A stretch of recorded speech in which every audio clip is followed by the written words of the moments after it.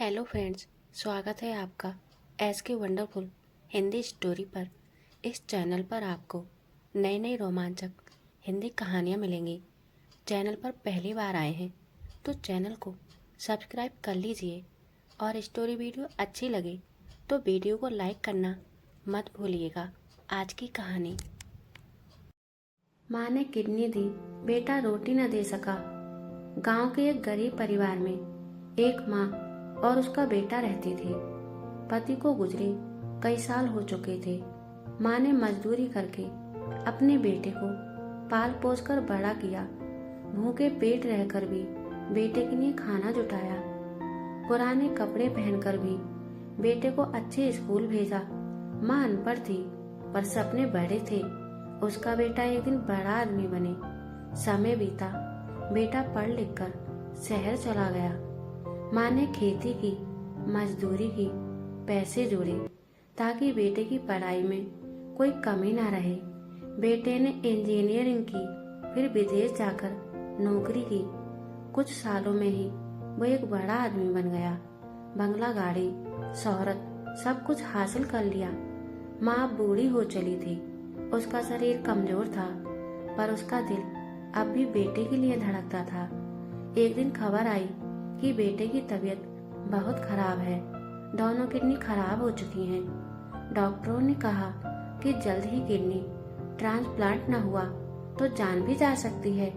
माँ ने बिना एक पल गंवाए अस्पताल जाकर कहा, मेरी किडनी ले लो, मेरे बेटे की जान बचा लो। जांच हुई, माँ की किडनी बेटे से मैच कर गई। माँ ने अपनी किडनी दान कर दी। बेटे की जान बच गई।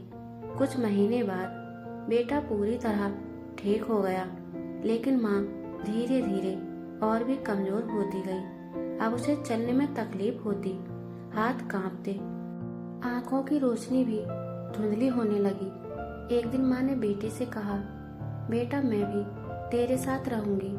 अब मैं इतनी कमजोर हो रही हूँ कि ना ठीक से चल पाती हूँ और ना ही देख पाती हूँ। मैं तुम दोनों के साथ रहना चाहती हूँ। बेटे ने कहा, माँ शहर में कैसे रहोगी? तुम्हारी आदत तो गांव में रहने की है। बेटा मैं रह लूंगी, तू ले चल अपने साथ। बूढ़ी माँ ने कहा। वह बेटे के साथ बड़े से बंगले में पहुंची। उम्मीद थी कि अब बेटा उसे अपने पास रखेगा, थोड़ा प्यार देगा, लेकिन बेटे की पत्नी को यह मंजूर नहीं था। बहू ने कहा, बुढ़िया हमारे बीच रहेगी तो लोग क्या कहेंगे?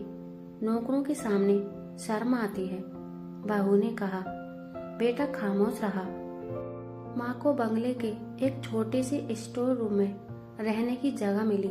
वहीं अंधेरा कमरा, बिना पंखा, बिना रोशनी। एक दिन माँ ने बेटे से कहा, बेटा भूख लगी है, रोटी मिल सकती है? बेटा मोबाइल में व्यस्त था। बोला, किचन में से खुद ही देख लो, नौकरों से कह दूंगा। बूढ़ी माँ कांपते कदमों से किचन में गई थी।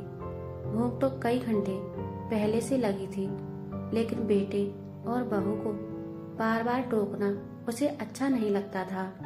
नौकर चाकर सब थे घर में, लेकिन माँ के हिस्से की रोटी किसी ने नहीं सोची थी।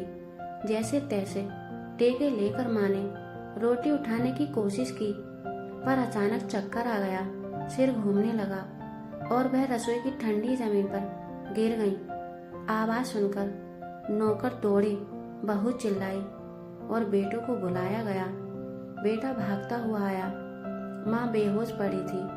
डॉक्टर बुलाया गया। डॉक्टर ने जांच की, कुछ दवाएं दी और कहा, खून की कमी है, बुढ़ापे का शरीर है, कमजोरी बहुत बढ़ गई है, इलाज चलेगा, थोड़ा ध्यान रखोगे तो ठीक हो जाएंगी। इन्हें पोषण की जरूरत है और थोड़ा प्यार भी। डॉक्टर चला गया। अम्मा बिस्तर पर थी, आंखें खोली थी पर बोल नहीं रही थी, सिर्फ छत को निहारती जा रही थी। उसकी आंखों में आंसू नहीं थे, पर दिल का दर्द उसके चेहरे पर साफ छलक रहा था। माँ ने मन ही मन कहा, यह मेरा भ्रम था कि संतान बुढ़ापे का सहारा होती है।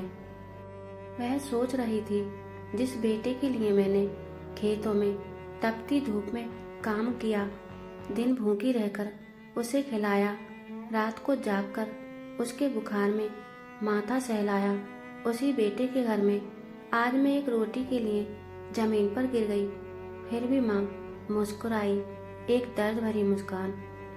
भाग्य ही तो है जिस बेटे को इंसान बनाया, उसने आज मुझे इंसान भी नहीं समझा।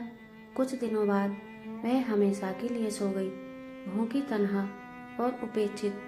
बेटे ने बड़ा शोक सभा रखा, खूब दिखावा हुआ, खूब फूल चढ़े, लेकिन उस दिन की वो भूखी माँ, अधूरी रोटी कोई नहीं जान पाया कि माँ को सबसे ज्यादा दर्द उसी बेटे ने दिया था जिसने उसकी किडनी देकर जान बचाई थी। बेटे के बंगले में आज भी हर सुविधा है, लेकिन उस घर में एक माँ की दुआएं नहीं है। माँ ने अपनी किडनी दी थी बेटे को जिंदा रखने के लिए, और बेटा उसे रोटी भी न खिला सका। दोस्तों, कहानी समाप्त हुई। अगर आपको ये कहानी पसंद आई हो तो वीडियो को लाइक और चैनल को सब्सक्राइब जरूर कीजिएगा। मिलते हैं ऐसी ही दिलचस्प अगली कहानी के साथ। कहानी की सीख।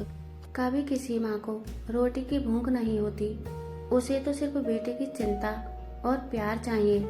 पर अगर वही बेटा एक दिन उसे ही अनदेखा कर दे तो माँ की आत्मा हर दिन थोड़ा थोड़ा मरती है।